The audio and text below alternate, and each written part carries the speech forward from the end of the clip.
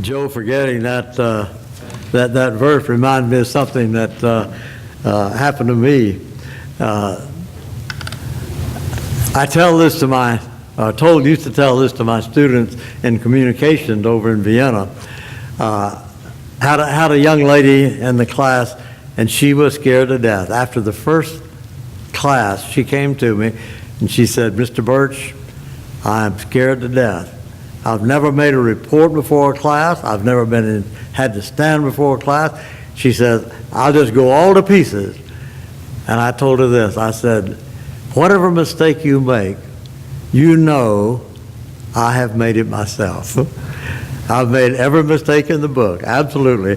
I was preaching one time in a meeting in a little town in Tennessee, and I was going along, and I started this sentence, and all of a sudden I just went blank, and I stopped, and I said, "I forgot what I was going to say." I told him that, and of course it was a disaster from then on, But that happened. I suppose that every speaker, every song leader, every prayer leader, everybody who takes any kind of a public part of the leadership and worship, those things will happen to all of us, Joe. Every single one of us. That doesn't stop Joe, and it doesn't stop the rest of us.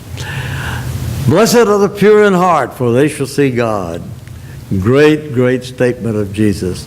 I don't know whether you've ever read the Sermon on the Mount exactly this way or not, but if you notice in the Sermon on the Mount, Jesus says very little about what we talk about as doctrinal issues.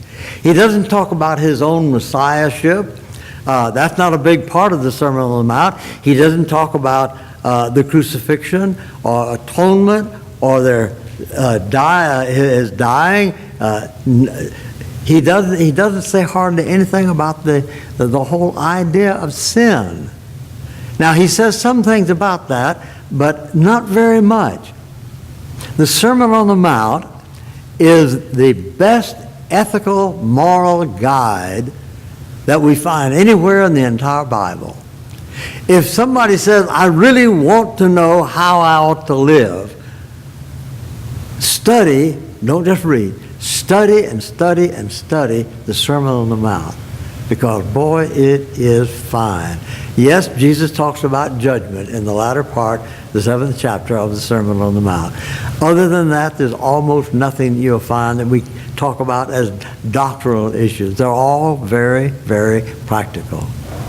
We read the sermon, we read the Beatitudes, the first part of the Sermon on the Mount, and sometimes I think, well, maybe we don't understand those things. We read them so casually sometimes. I get a real kick out of this first word. How do the Beatitudes start? There's a word. Blessed. Blessed. How often do you use that word in common conversation? Never. Hardly ever to say the best about it. What does this word mean? And people will have all kinds of possibilities and ideas about what this word means. It's a funny thing, but going from one language to another sometime, we don't have exact equivalents. And this is one of the best, maybe the best, illustration of that principle that I know anything about in the entire New Testament. We don't have a word in the English language that exactly describes what the original Greek word is that's translated blessed. It carries with it the idea of happiness. But it's not just happy, because, people will say, "Oh man, if I just get a new suit of clothes, I'll be so happy. If I get a new car, I'll be so happy. If I get a new job, I'll be so happy." And happiness to us is conditioned on all kinds of stuff, It may be our job, it may be our income, it may be our family, it may be clothing, it may be almost anything you can think of. And we say, if I do this, if I get this, if this happens, I'll be happy. That's not what Jesus is talking about. I went to some books that, a big set of books, that deal in the history of Greek words. The whole thing is the history of Greek words, and the various writers have gone, they're all great scholars, they've gone into the history of the word, how every word in the New Testament, how it's used, what the history of the word was, what the background of the word was. And it's a great set of books. And it's called Kittle Theological Dictionary of the New Testament. And it's really good. I read about this word. You know what the word really means? I did this quite a long while ago. The word was used by the Greek people to describe the happiness, the tranquility, the peace, the part, all of these things can never be taken away from the gods. From the gods. This is the way the gods exist. And this is the word that they used to describe the peace and happiness and tranquility and security of the gods. So when Jesus used this word, he used a word that had an enormous impact, a real strong word. And we kind of don't know what that word means. To his audience, this was, wow. You know, this is what it would be to those people. So stop and think about the Beatitude, where Jesus is saying to you, live like this. The poor in spirit, the meek, the peacemakers, the pure in heart, the persecuted, all of these things together. He says, if you live like that, there will be a happiness in your life that can never be taken away by anything. No set of circumstances can ever take that away from you. Now, superficially, I say, oh yeah, I've got that. But practically, a lot of times, it's so deniable. Because there's so many things in life. Hey, it just makes me mad. I've lost sleep over this because I was so upset over this set of circumstances. Jesus says, if you live like this, you have the tranquility of the gods, as the Greeks would have said it. The tranquility of the gods. Now, of course, Jesus wasn't talking about the many gods of the Greeks and things like that. But it's interesting to me that the word that he used is a word that meant that. And so he says, if you really want to live life to the fullest, to enjoy life to the fullest, here's the formula. Here's the formula. Here are the ideals. Here is the way your heart ought to be. One of my favorites in this is this: blessed are the pure in heart. The Greek language is such an interesting language, and it's so very descriptive. It's a good theological language. English is a bad theological language. Greek is a really fine theological language because it has words like this that are so filled with meaning. You have to almost write a paragraph to describe what this word means sometimes. And so word studies in the Greek language become very, very important. So he uses a couple of words here that are real important. Blessed are the pure. What does that mean? The pure in heart. What does that mean? Heart.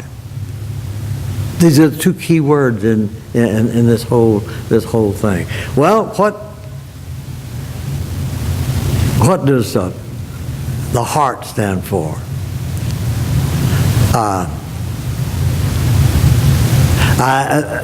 I think of the heart as the seat of emotions. But at the same time, this is a contradiction because it's not this thing over here in my chest that he's talking about. And yet we talk about, I love you with all my heart. He really put his heart into that project, didn't he? Well, our emotions are part of this whole thing. J.P. Sanders told us a story. I don't know whether this was a true story or an illustration, but the way he told it as a true story. There were some missionaries in a foreign country, a tribal country, and this missionary was trying to translate the New Testament into their language, and he had learned their language, but he had to ask, about some peculiarities of their language. He got to the 14th chapter of John.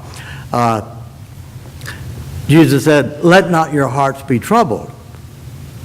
And he got to thinking, now, is that going to make sense to them?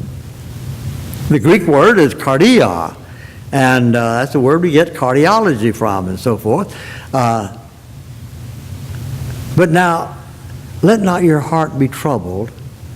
And so he talked to them about it, said, what is the part of the body that you guys think of as kind of the seat of your emotions? The liver. The liver. Well, we talk about the heart. The heart? No, your emotions are in the liver. And so, just as a joke, he says, instead of translating this, "Let not your hearts be troubled," he says they translated it, "Don't shiver in your liver." So, now, I don't know whether that part of it was true or not. I doubt if it was. But the whole idea is that we attach meaning to heart. Now, Jesus says that we ought to be pure in heart. My emotions need to be pure emotions, because the heart is what I feel with. It's the seat of my emotions in the way that we think of it. By the way, I think my wife would have really felt insulted if I say to her, "Sweetheart, I love you with all my liver." No, that would not go over well at all. But if I had been one of those people in that you would make this translation, "Oh yeah, that makes good sense." So what do we think of when we consider our emotions and our heart? What kind of condition is your heart in? Well, for example, do you lose your temper? Another example, do you get emotionally involved in something so that you lose sight of rational thinking? The pure in heart. We'll talk about this word pure in just a moment. The heart thinks. Jesus asked on one occasion, he says, "Why do you think evil in your heart?" So the heart thinks. This makes me ask the question of myself, Jack, are you controlling your thoughts?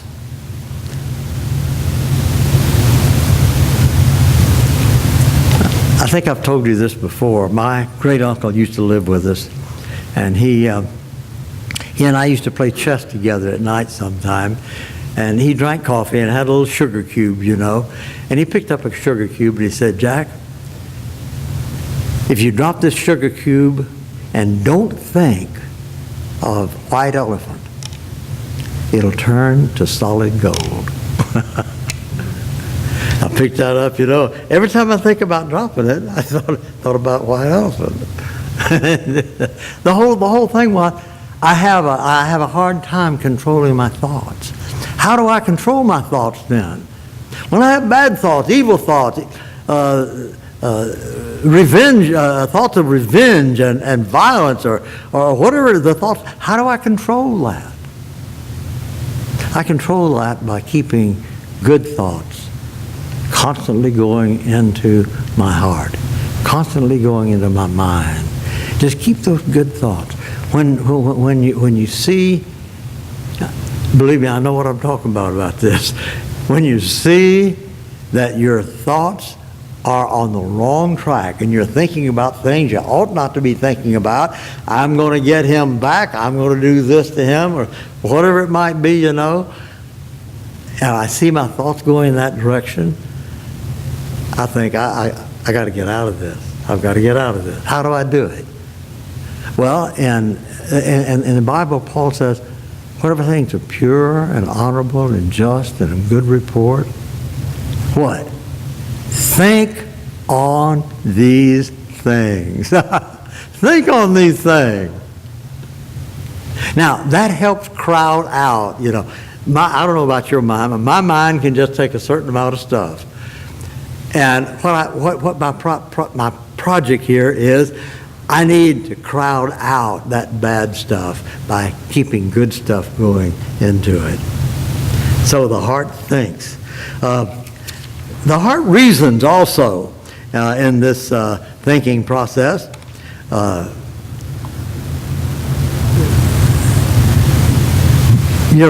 Bible says, out of the fullness of the heart, the mouth speaks. Jesus said that. Then there's another one from Proverbs, the 3rd chapter of Proverbs, that says, keep your heart with all diligence, because out of it come the issues of life. So he says, guard this thing. Take care of it. Get rid of the junk that's in it. Put good stuff in it. And then your thoughts will be a whole lot better. And then, that particular one, that basically summarizes the whole thing. And it says to us that the heart is a controller of our lives. The heart controls us. So he says, keep it, guard it with all diligence. There's a statement in Jeremiah 17 that I really like. Jeremiah says this. It says, the heart is deceitful above all things. It is beyond cure. Who can understand it? Well, Jeremiah was basically saying that, hey, look, the heart is tricky. And you can train your heart unconsciously sometime. How?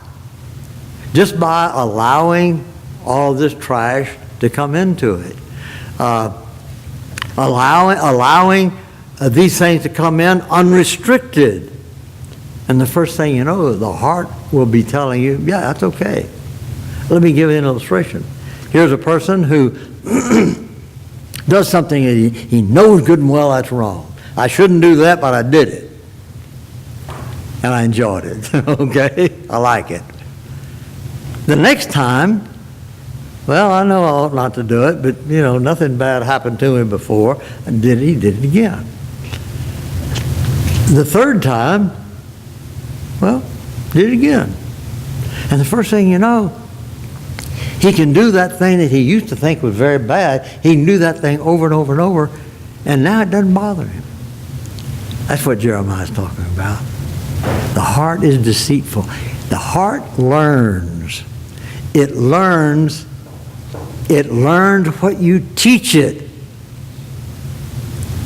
And so Jeremiah says, that thing, that heart, that thinking part of you can really come to deceive you.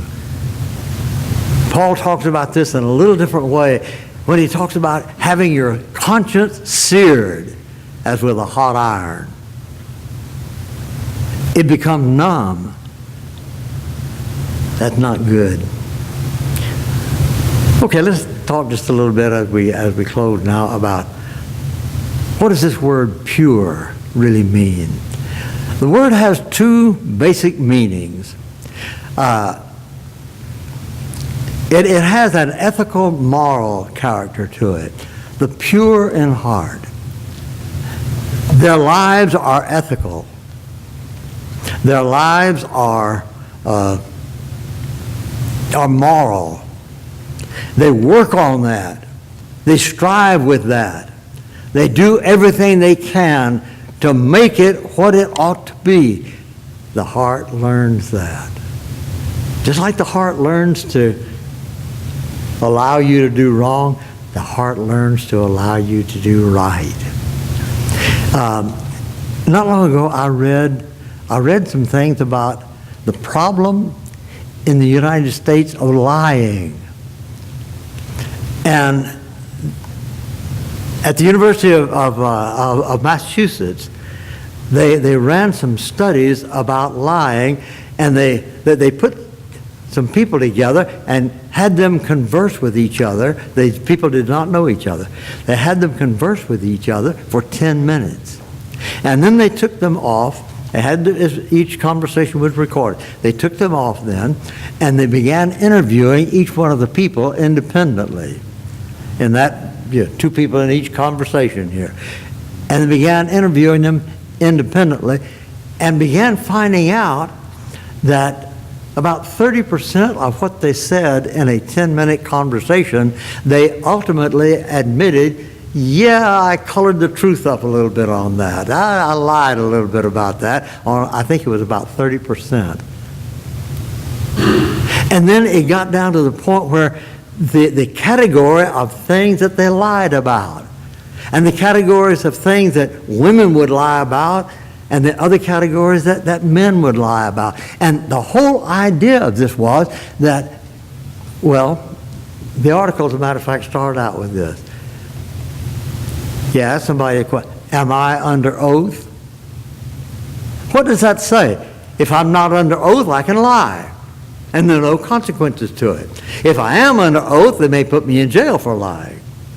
So it isn't the right or wrong of the thing that's important. It's the consequence. We can't live lives like that. We have to live our lives on the basis of what's right and wrong, regardless of what the consequences might be.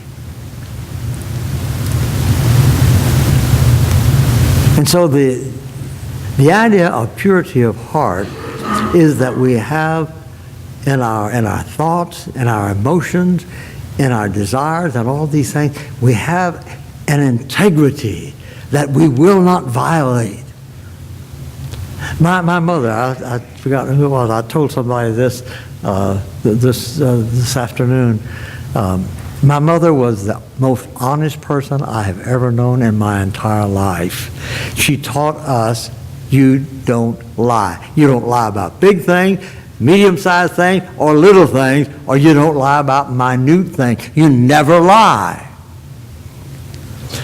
Well, I remember when I was just a little guy, I was playing with over in the yard of people that lived behind us, and I found a safety pin in the yard, and I picked it up and put it in my pocket and went on home, and I took it out and I was playing with a safety pin. My mother said, "Where'd you get that safety pin?" I said, "I got it over at Joe Bill's house." She said, "Take it back. It's not yours." So I did. I had to take it back. Now, that's kind of silly, isn't it? Not really. Not really. I remember that. I'm not saying that I'm some kind of example for you to follow about truth, but I am saying that we need to develop within our own hearts the principle of integrity, of absolute integrity. Have you ever thought about what our government would be like if everybody was always honest? Have you ever thought about what business would be like if every businessman was implicitly honest? Have you ever thought about what advertising would be like if every ad was absolutely honest?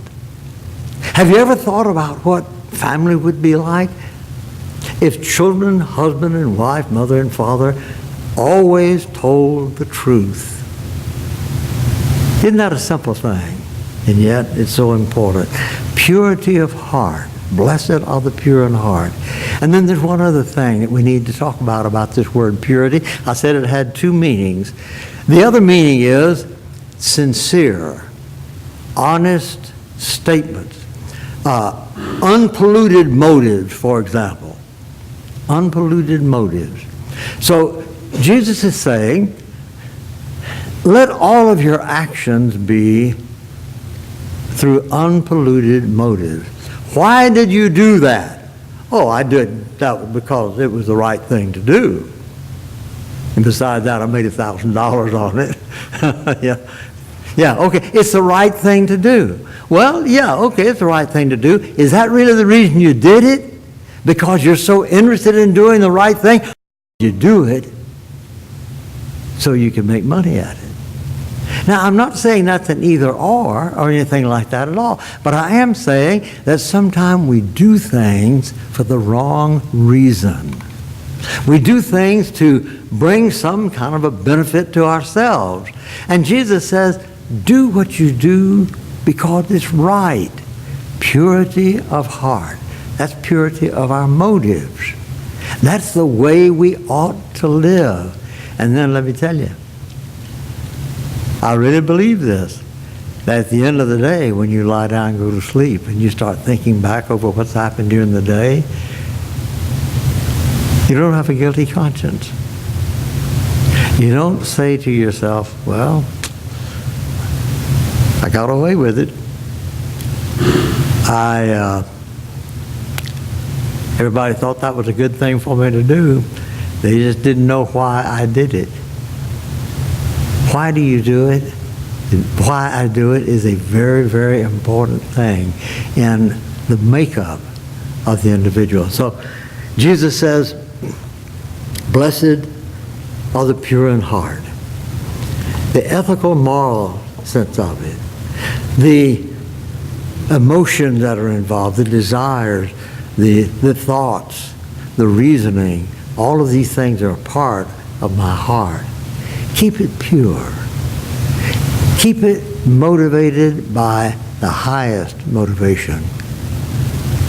And be sure that your heart is pure in reference to these things that are ethics, that had to do with ethics and morals in your life. Now, if you're not a Christian tonight, we're going to sing an invitation song, and we invite you to respond to the invitation of Christ. Let's stand together and sing.